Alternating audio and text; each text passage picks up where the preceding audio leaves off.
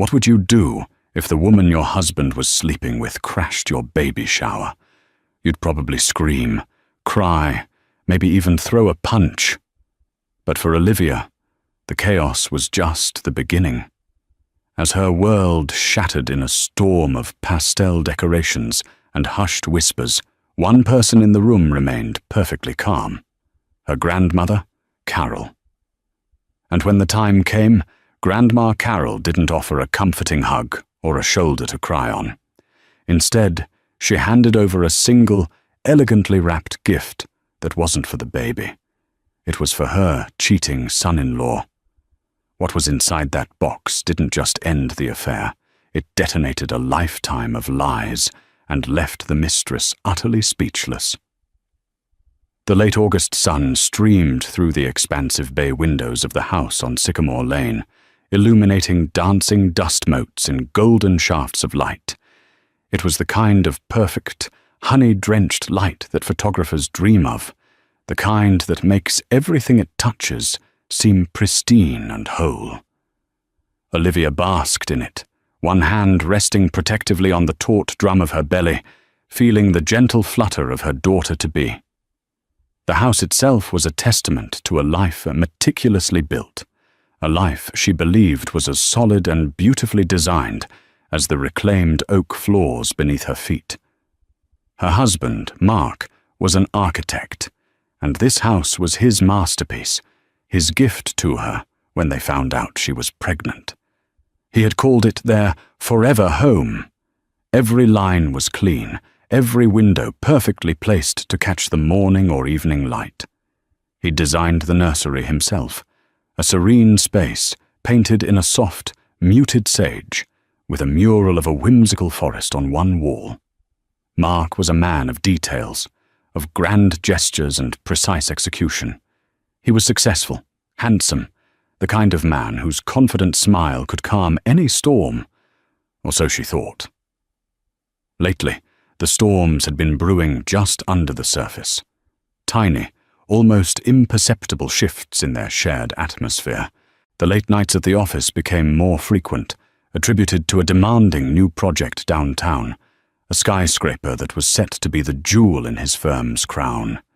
The texts he sent during the day grew shorter, the loving emojis replaced with perfunctory okays and on my way. When she'd try to broach the subject, gently probing if he was stressed or overwhelmed, he'd flash that brilliant, disarming smile. "Just pushing to get this done before our little girl arrives, Liv," he'd said just last week, kissing her forehead. "I want to be able to take a whole month off, completely unplugged, just the three of us." The promise was so beautiful, so exactly what she wanted to hear, that she pushed her anxieties down, chalking them up to third trimester hormones. Every pregnant woman felt insecure, didn't she? It was a cliché for a reason. So she focused on the baby shower. Her sister, Sophie, had taken the lead, a whirlwind of energy and organizational prowess. The theme was a storybook beginning. Guests were asked to bring their favorite children's book to start the baby's library. Tiny sandwiches were cut into stars and moons. The punch was a sparkling pink, and a 3-tiered cake decorated with characters from classic tales served as the centerpiece on the dining room table. The whole house smelled of sugar, vanilla, and the heady scent of the peonies her mother, Helen, had brought from her garden. Friends and family filled the space with warmth and laughter. Her colleagues from the art gallery where she worked as a curator brought thoughtful, creative gifts. Mark's mother, Barbara, a woman who always seemed to carry an air of detached judgment, even managed a thin, approving smile as she handed Olivia a box containing an antique silver rattle that had been in their family for generations. And then there was her grandmother, Carol. At 82, Carol was the undisputed matriarch of the family. A former high school principal, she possessed a quiet, observant intelligence that missed nothing. She didn't speak often, but when she did, Her words carried weight. She sat in a comfortable armchair by the fireplace, her silver hair styled in a neat coif, her posture impeccable. She hadn't brought a gift for the baby. Instead, a single, medium-sized box wrapped in plain, heavy navy blue paper sat at her feet. It was conspicuously different from the pastel-hued mountain of presents piling up on the designated gift table. When Olivia had asked her about it earlier, Carol had simply patted her hand. "This one is for a different occasion, dear," she'd said, her eyes holding a look Olivia couldn't quite decipher. Patience. Mark was playing the part of the doting father-to-be to perfection. He mingled effortlessly, his hand frequently finding the small of Olivia's back, his voice booming with pride as he showed off the nursery he'd designed. He had to leave for a bit, he'd explained apologetically. A quick, unavoidable meeting with a contractor on site at the new building. "It's Saturday, Mark," Olivia had whispered, a flicker of disappointment passing through her. "I know, baby, I'm so sorry. I promise I'll be back before you open the big gifts." "I wouldn't miss that for the world," he'd promised, sealing it with a kiss that felt both public and performative. She watched him leave, the sleek lines of his silver Audi disappearing down the sun-dappled street. A tiny cold knot formed in her stomach, an unwelcome guest at the otherwise joyful party. Sophie, ever perceptive, appeared at her side with a glass of pink lemonade. "Don't you worry about him," she said, her voice a low, fierce whisper. "Today is about you and my little niece. He can deal with his concrete and steel some other day." Olivia smiled, grateful for her sister's unwavering loyalty. She took a sip of the sweet, bubbly drink and let the warmth of the room wash over her, pushing the cold knot down, burying it under layers of laughter, friendship, and the promise of a new life. She smoothed her hands over her dress, a flowing periwinkle blue that matched the color of the hydrangeas on the mantel. Everything was perfect. The sun was shining. Her baby was safe and sound inside her. The lie was still intact, sun-drenched and beautiful, and for a few more precious moments, she was allowed to live within it. The party was in full swing, the initial buzz of arrivals settling into a comfortable, happy hum. Laughter echoed from the living room as one of Olivia's cousins told an animated story. In the kitchen, her mother and aunts debated the merits of various sleep-training methods. Olivia sat on the plush sofa, a fortress of pillows tucked behind her back, feeling like a queen reigning over her happy kingdom. She ran her fingers over the embossed cover of a first-edition copy of Goodnight Moon, a gift from an old college friend. The doorbell rang, a sharp, intrusive chime that cut through the gentle noise of the party. Sophie, who was collecting empty plates, frowned. "Is someone late? I thought everyone was here." She set the plates down and headed for the door. Olivia craned her neck, expecting to see a smiling, apologetic friend holding a gift bag. Instead, she saw Sophie's body stiffen in the entryway. The welcoming smile on her face vanished, replaced by a mask of cold disbelief. Sophie didn't step aside to let the person in. She blocked the doorway, a silent, formidable guard. A voice, crisp and confident, sliced through the air. "I'm here for the party. For Mark and Olivia." The voice was unfamiliar. A woman stood on the threshold, and she was the stark antithesis of the soft, celebratory atmosphere inside. She wore a tailored crimson dress that was more suited for a boardroom or a cocktail bar than a sunny afternoon baby shower. Her heels were impossibly high, her dark hair pulled back in a severe, glossy ponytail. She held a single, long-stemmed white lily in one hand, a flower more commonly associated with funerals than births. Silence rippled outwards from the door as guests began to notice the standoff. Conversations faltered. The happy hum died, replaced by a tense, expectant quiet. "I'm sorry. I think you have the wrong house," Sophie said, her voice dangerously low. The woman laughed, a short, sharp sound devoid of any real humor. "Oh, I have the right house. This is Mark's masterpiece, isn't it? He's told me all about it." She craned her neck, her sharp eyes scanning the interior, taking in the decorations, the guests, and finally settling on Olivia. A slow, predatory smile spread across her perfectly painted red lips. "There she is." She pushed past a stunned Sophie and walked into the living room as if she owned it. The air crackled. Every eye in the room was fixed on her. She walked directly towards the center of the room, her heels clicking an aggressive rhythm on the oak floors. "Olivia," she said, her voice resonating with an unnerving familiarity. "I'm Jessica. I work with Mark. He talks about you all the time." The name, Jessica, pricked at Olivia's memory. It was a name she'd seen on late-night texts on Mark's phone, a name he'd brushed off as just my project manager, coordinating things. The knot in Olivia's stomach from earlier returned, coiling into a venomous snake. Her mother, Helen, stepped forward, her face a mixture of confusion and maternal defensiveness. "This is a private party. I think you should leave." Jessica ignored her completely. Her gaze was locked on Olivia. "I just had to come. A baby. It's such a momentous occasion. I couldn't let it pass without offering my congratulations in person."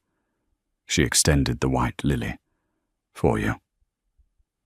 Olivia stared at the flower, its waxy petals seeming to mock the joyful peonies and roses that filled the room. Her hand, which had been resting on her belly, felt cold. This woman wasn't a colleague. A colleague didn't show up uninvited to a baby shower dressed for combat. A colleague didn't look at the pregnant wife of her boss with an expression that was a toxic cocktail of pity and triumph. "Who are you?" Olivia's voice was barely a whisper, but in the dead silent room it sounded like a shout. "I told you," Jessica said, her smile widening. "I'm Mark's colleague, his very, very close colleague." She let the words hang in the air, each one a drop of poison. "We spend a lot of time together. Long nights, early mornings. You know how demanding that skyscraper project is." The implication was thick and suffocating. The room felt suddenly hot, the air too thin to breathe. Sophie moved to Olivia's side, her hand gripping her sister's shoulder. "Get out," Sophie hissed at Jessica, her eyes blazing. "Get out of my sister's house, right now!" Jessica's composure finally cracked, just a little. A flicker of something raw and desperate showed in her eyes. This wasn't just a power play. It was an act of a woman who felt she had a claim to stake. "This isn't just her house," Jessica retorted, her voice rising. "This is Mark's house too. And Mark and I have a life that you people know nothing about. A real life. Not this storybook charade." She gestured around the room at the pastel decorations and the smiling faces that were now frozen in shock and horror. The storybook beginning theme suddenly felt like a cruel joke. Across the room, Olivia saw her grandmother, Carol, while everyone else was staring at Jessica. Carol's gaze was fixed on Olivia. Her expression wasn't one of shock or anger. It was one of profound, heart-breaking validation, as if a suspicion she had long harbored had just been confirmed in the most brutal way possible. She gave a slow, almost imperceptible nod. Not to Olivia, but to herself.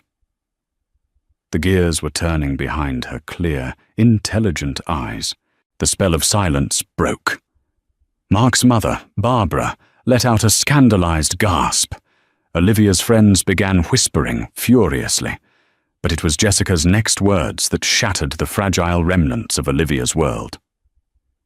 "He was with me last night, Olivia," Jessica announced, her voice ringing with vindictive clarity. And the night before that, he tells me he loves me. He tells me he feels trapped here. He was supposed to leave you after the baby was born. But I'm tired of waiting. The venomous snake in Olivia's stomach struck. The room tilted violently, the sun-drenched light splintering into a million painful shards. The faces of her friends and family blurred into a watercolor wash of pity and disgust.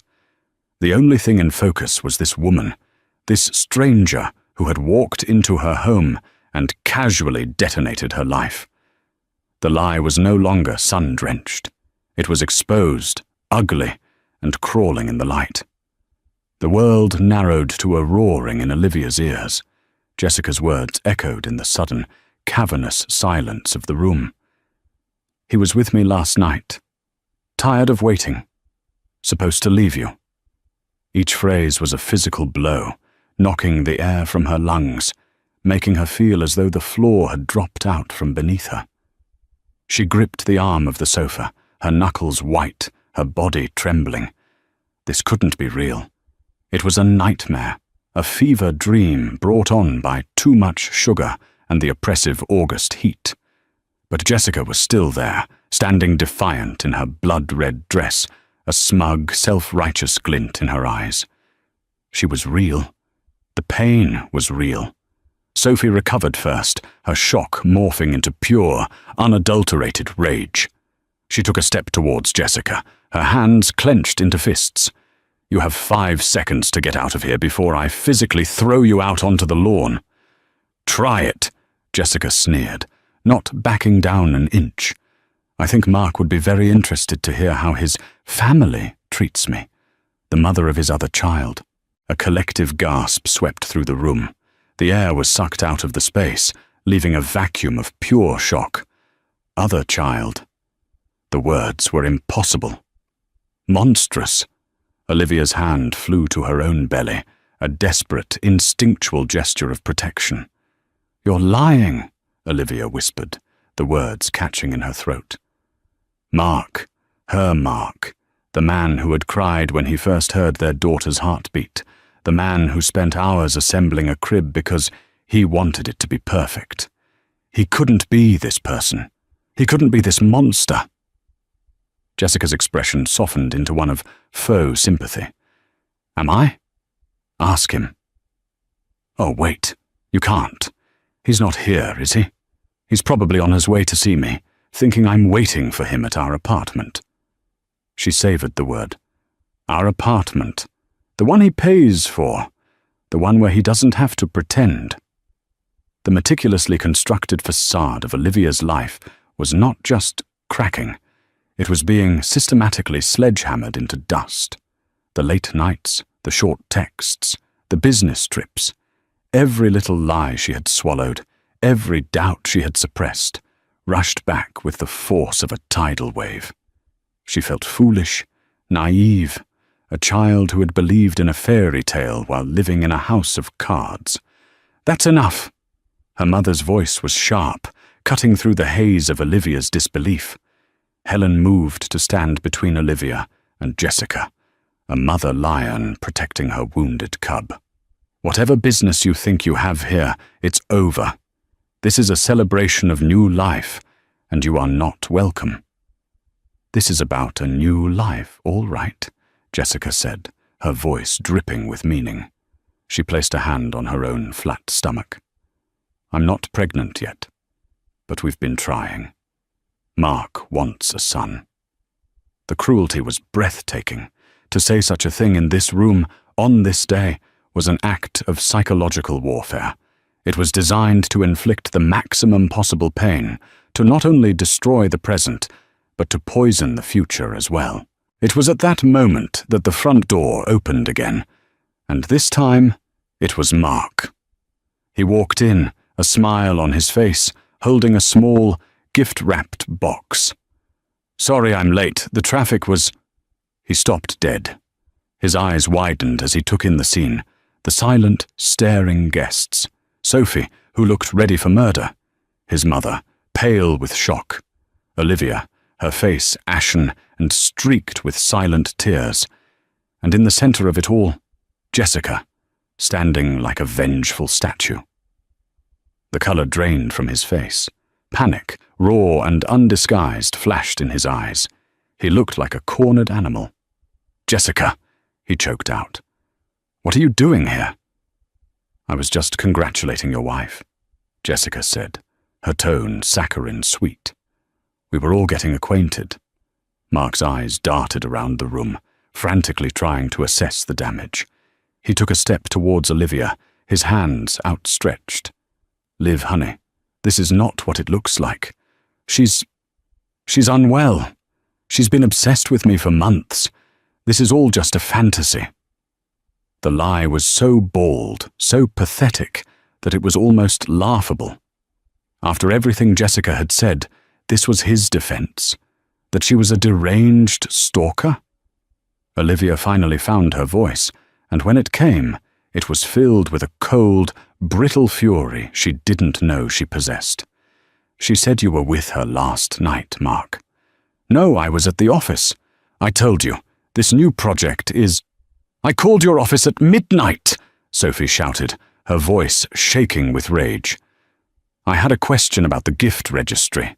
The night security guard said no one from your team had been in the building since 6 p.m. Where were you, Mark?" He flinched as if he'd been struck. His eyes flickered towards Jessica, a silent, panicked communication passing between them. That single glance was all the confirmation anyone needed. The whole room saw it. The betrayal was complete, undeniable, and playing out under the cheerful "A Storybook Beginning" banner that was still hanging, mockingly, over the fireplace. Mark's composure crumbled. The charming, confident architect dissolved, revealing a weak, deceitful man beneath. "Olivia, we can talk about this later," he pleaded, his voice cracking. "Please, not here. Not now." "There is no later for us, Mark," Olivia said, the finality in her own voice surprising her. The pain was still a raging inferno inside her, but through it, a strange, chilling clarity was emerging. "She said you have an apartment together. She said you want a son with her." Mark stared at her, his mouth opening and closing, but no words came out. He was exposed, stripped bare of all his lies in front of her friends, her family, his own mother. Jessica, seeing her victory, stepped forward to deliver the final blow. "Tell her, Mark. Tell her about our plans.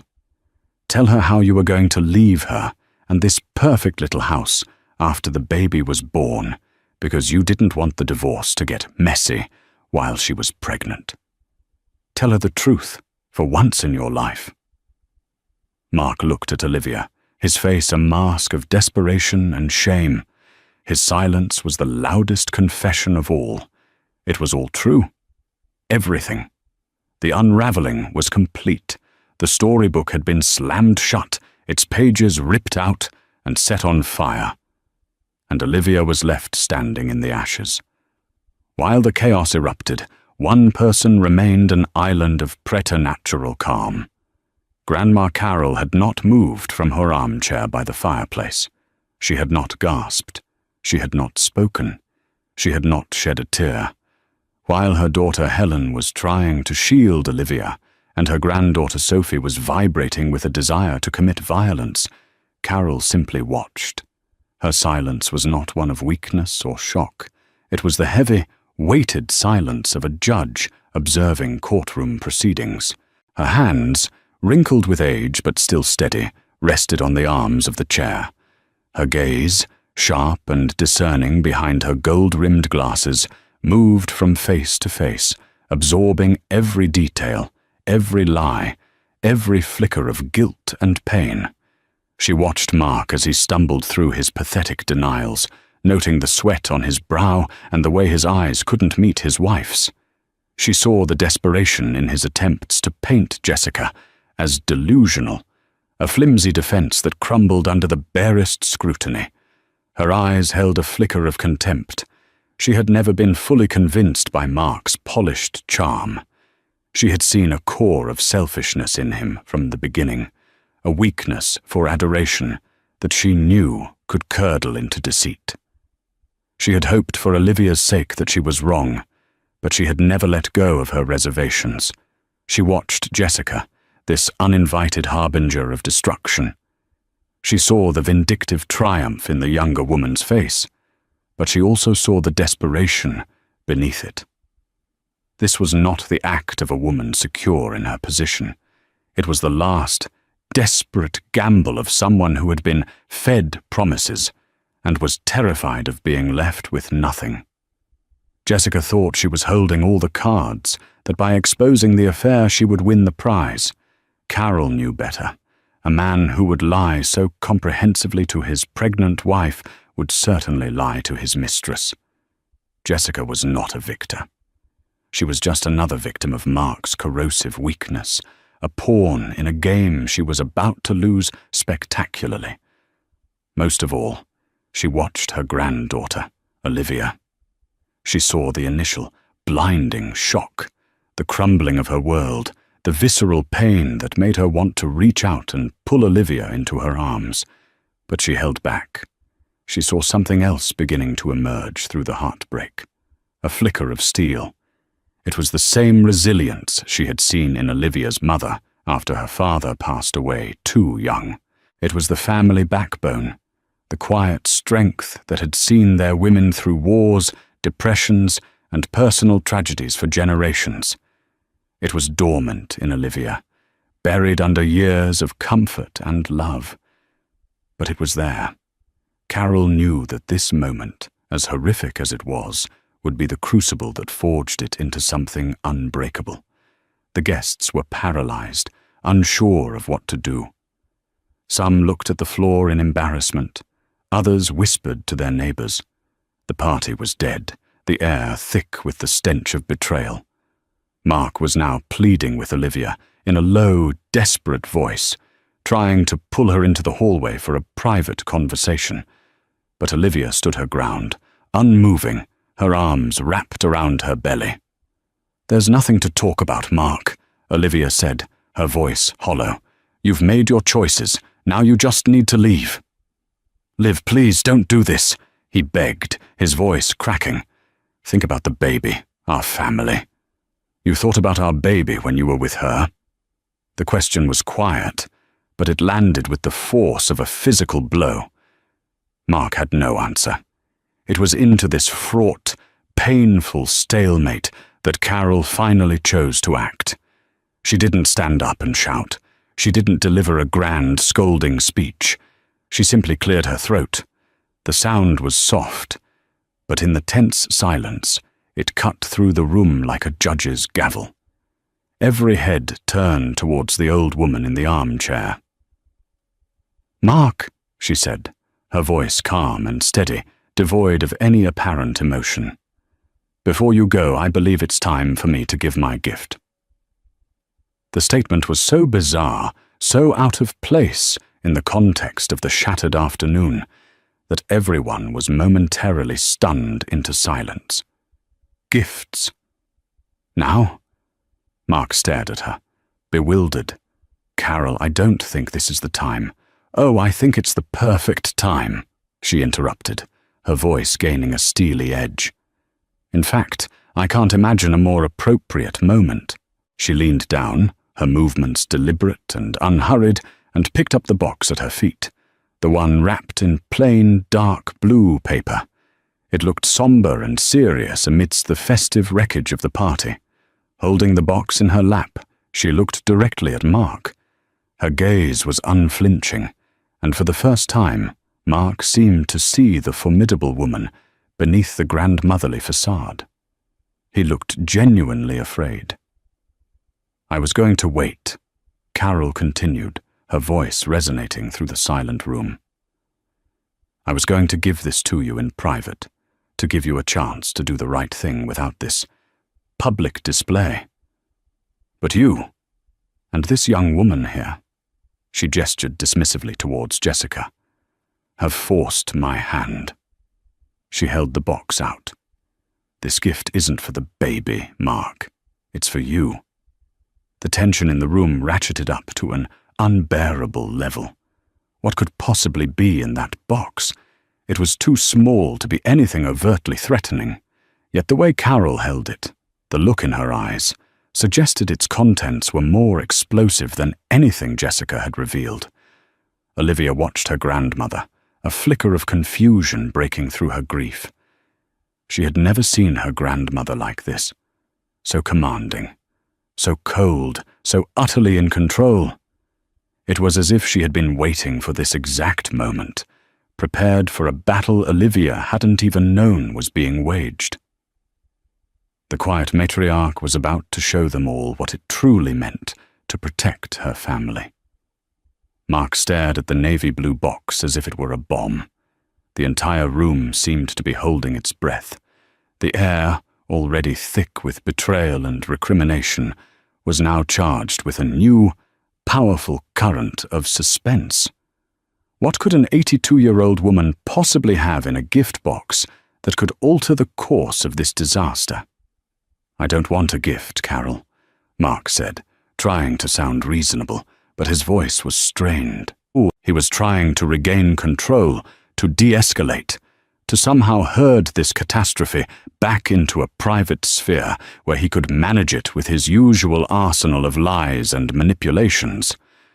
"You're mistaken," Carol said, her voice as unyielding as granite. "You need this gift. You need to open it. Right here, right now. In front of everyone you have so profoundly disappointed." She fixed her gaze on him, a silent command that was more powerful than a shout. Slowly, as if in a trance, Mark walked towards her. He took the box from her outstretched hands. It felt heavier than it looked. The paper was thick and expensive, the corners perfectly creased. It was wrapped with a precision that hinted at the importance of its contents. He looked from the box to Olivia, a desperate, silent plea in his eyes. But Olivia's face was a mask of grief. She wasn't going to save him. Her world was in ruins. She had no salvation to offer. He glanced at Jessica, who watched with a smug, curious expression, believing this was just some bizarre, senile tangent that would soon be over, clearing the way for her ultimate victory. She had no idea she was a mere spectator in a drama whose climax had been authored by the quiet old woman in the armchair. With trembling fingers, Mark fumbled with the ribbon. It came undone with a soft hiss. He tore at the paper, his usual suave composure completely gone, replaced by a clumsy, nervous haste. He lifted the lid off the box. The room was so quiet that the faint rustle of tissue paper sounded like a roar. Inside, nestled on a bed of dark grey tissue, was not a watch, or cufflinks, or any other typical gift for a man. It was a handsome, dark green leather folio, embossed with a simple, elegant M.R. His initials, Mark Reynolds. It looked official, expensive, and deeply intimidating. "What is this?" he asked, his voice barely a whisper. "Open it," Carol commanded. He lifted the folio out of the box. The leather was cool and smooth beneath his sweaty palms. He untied the thin leather cord that held it closed and opened it on a nearby coffee table, pushing aside a plate of uneaten cupcakes. The first thing he saw, lying on top, was a single, crisp sheet of paper. It was a copy of the prenuptial agreement he and Olivia had signed a week before their wedding 6 years ago. It had been his idea, a practical measure, he had told her, to protect his growing business assets. Olivia, trusting and in love, had signed it without much fuss after a cursory glance from a lawyer he had recommended. A single paragraph on the second page was highlighted in bright yellow. It was Section 7, Clause B, the Infidelity Clause. Mark's blood ran cold. He remembered the clause vaguely. His own lawyer had called it standard but largely symbolic, rarely enforceable with any real teeth. He had insisted on its inclusion, ironically, as a gesture of his commitment at the time. But underneath the highlighted clause was a small, handwritten note from Carol. It read, "Symbolic clauses are only symbolic if no one bothers to add teeth. My lawyer, Mr. Abernathy, helped me add some. Read the addendum." Panic clawed at his throat. He flipped the page. There it was. Addendum A, an addition he had barely glanced at, dismissing it as legalese. It stipulated, in excruciatingly precise language, that in the event of proven marital infidelity on his part, he would forfeit any and all claim to assets acquired during the marriage that were funded by or derived from any wealth, property, or trusts belonging to Olivia's family. Furthermore, it outlined a penalty clause, a one-time payment of $500,000 from his personal assets to a trust for any children of the marriage, to be executed within 30 days of a divorce filing on grounds of adultery. He had signed it. His signature was right there, a confident, arrogant scrawl from a man who never imagined he would be caught. Jessica, craning her neck to see, let out a small, confused sound. This wasn't the dramatic victory she had envisioned. This was about money, about contracts. It had nothing to do with her and Mark's great love story. "It's just a piece of paper," she said dismissively. "He can fight that." Carol's lips curved into a smile that didn't reach her eyes. "Oh, can he?" Perhaps he should look at the next item in the folio. Mark's hands were shaking so badly now that he could barely turn the page. Beneath the prenup was a sheaf of papers held together with a clip. It was a neatly compiled financial report. It detailed transactions from a joint savings account, an account Mark had told Olivia was a low-yield real estate investment fund. But it wasn't. The statements showed a monthly rent payment of $5,000 for a luxury apartment in a downtown high-rise. They showed charges from Tiffany & Co. for a diamond tennis bracelet, the very bracelet Jessica was wearing. They showed airline tickets for 2 to the Caribbean, hotel receipts from a boutique hotel in Napa Valley, and a dozen other extravagant expenses, all time-stamped over the past 18 months. It was a meticulous, undeniable record of his secret life, paid for with money Olivia had inherited from her father. Jessica went pale. The triumphant smirk vanished from her face. The bracelet on her wrist suddenly felt like a lead weight. The Our apartment she had so proudly announced was funded by the very woman she had come to humiliate. But Carol wasn't finished. The gift had another layer. "There's more, Mark," she said, her voice soft but laced with ice. "Keep going." Beneath the financial statements was a thick, glossy envelope. Mark opened it with a sense of dread so profound it felt like he was drowning. He slid out a stack of 8x10 photographs. The first few were of him and Jessica, kissing outside the downtown apartment, laughing over dinner at a restaurant he'd told Olivia he was too busy to try.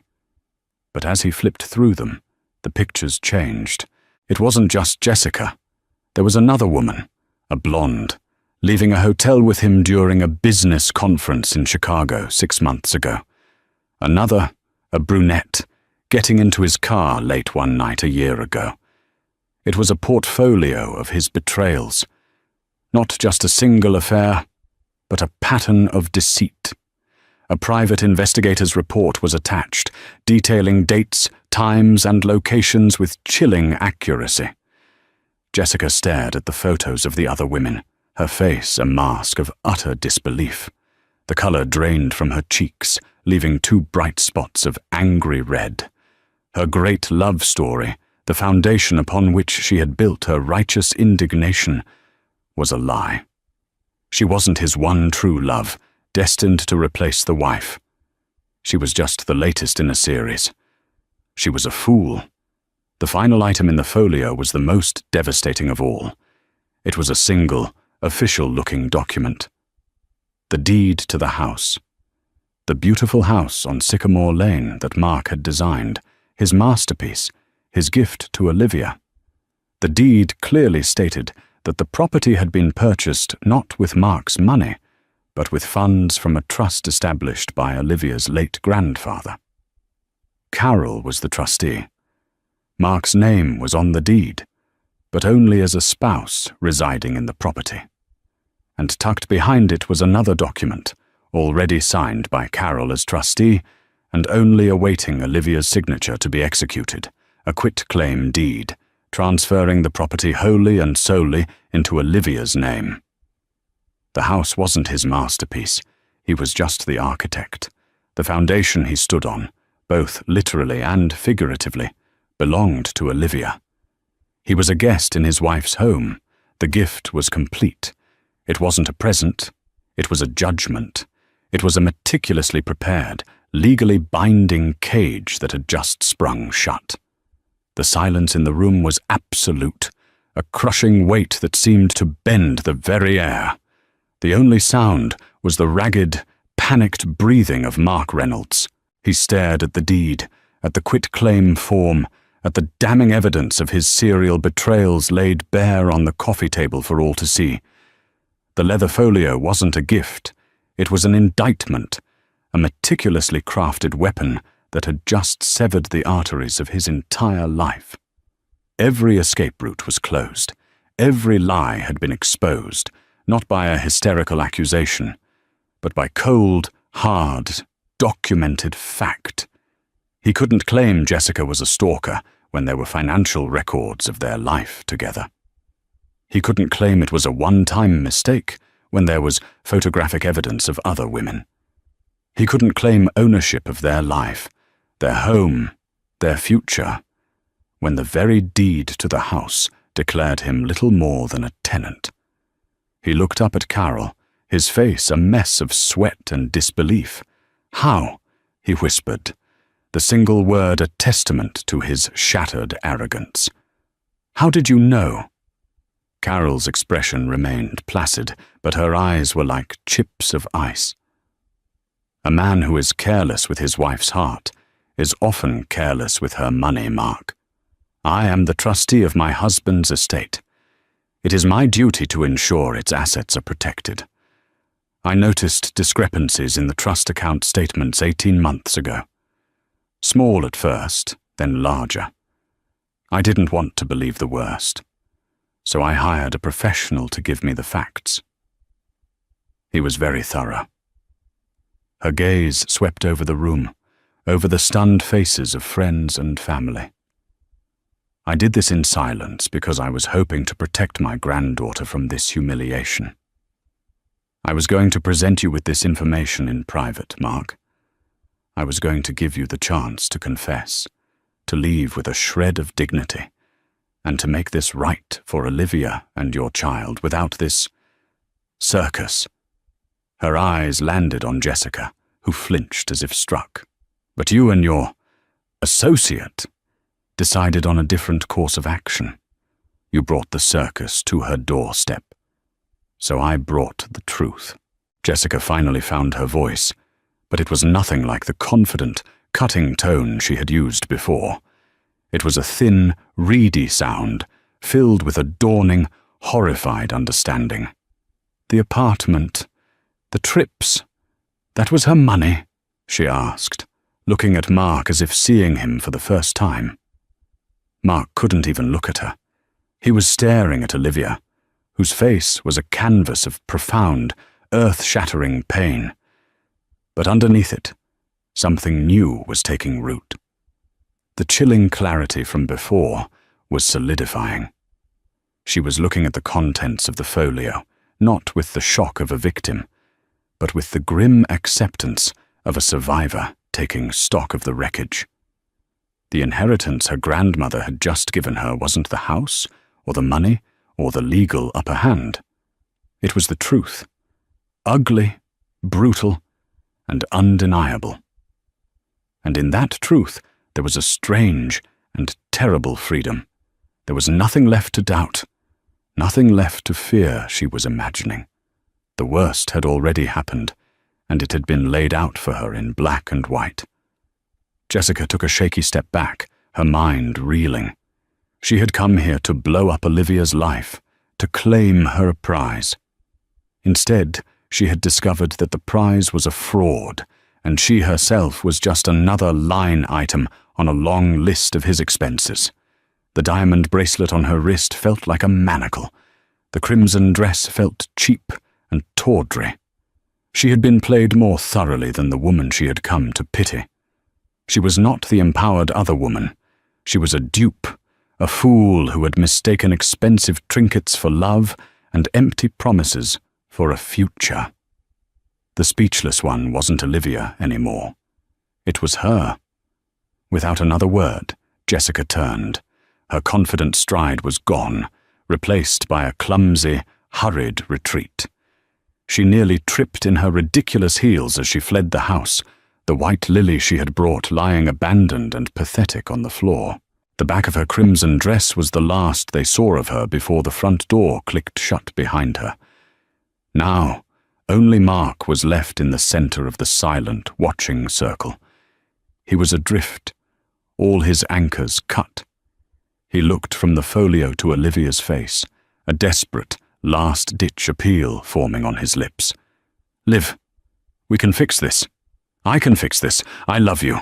I swear, I love you. It was a mistake, all of it." Olivia held up a hand, and the simple gesture stopped him cold. The trembling had ceased.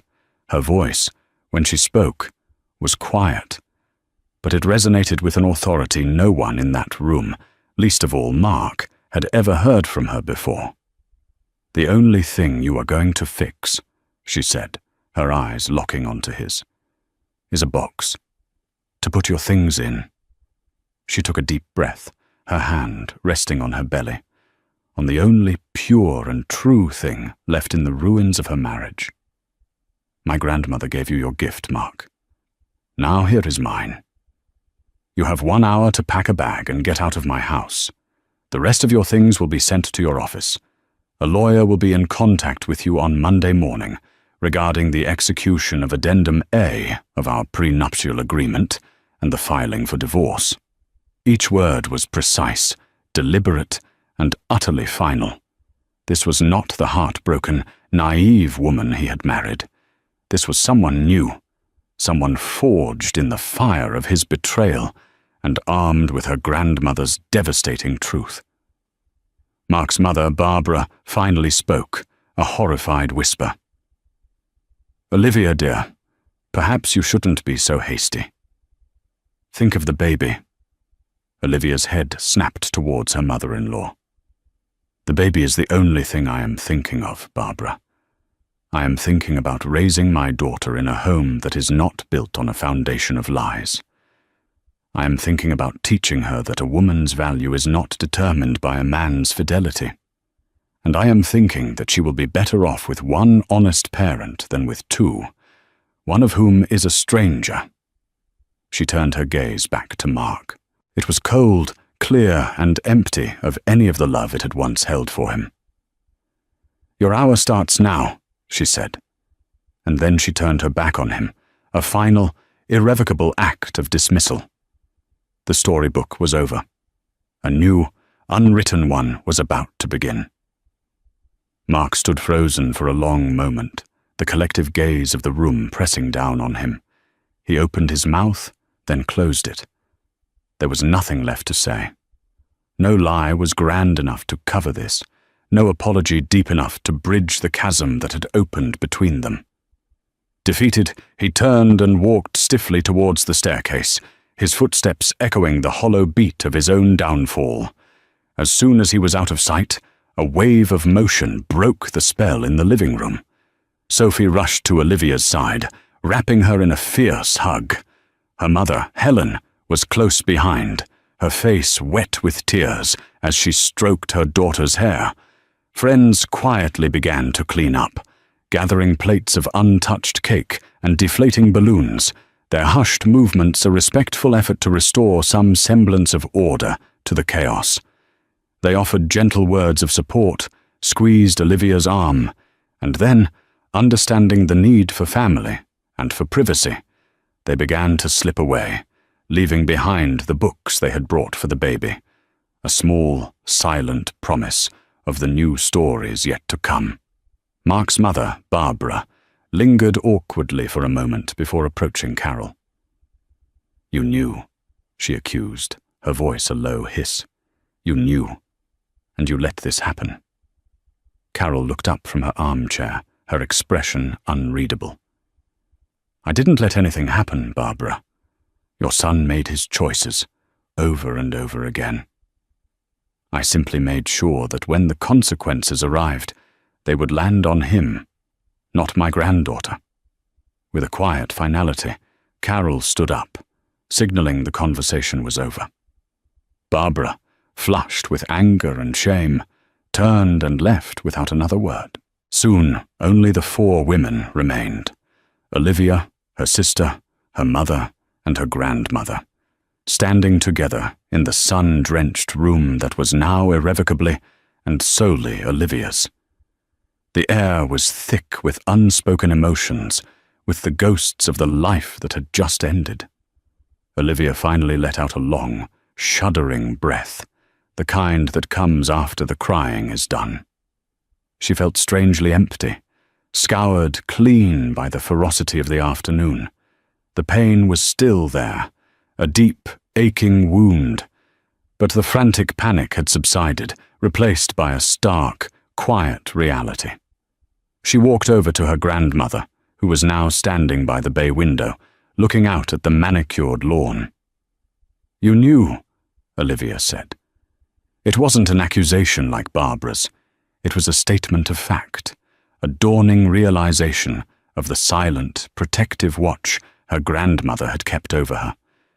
Carol turned to face her, her eyes soft, with a love that was as fierce as it was quiet. "I suspected," she corrected gently. "And I did what was necessary to protect you and your future, even from the man you chose to love. Sometimes, dear girl, the greatest act of love is preparing for the worst, even while you hope for the best." She reached out and placed her hand on Olivia's cheek. "Your grandfather built a life for us with his hands and his mind. He wanted to make sure his legacy would protect the women in his family, not be squandered by the foolishness of men. He would be so proud of the strength you showed today." Upstairs, they could hear the sound of drawers opening and closing, the muted thuds of Mark packing his bag.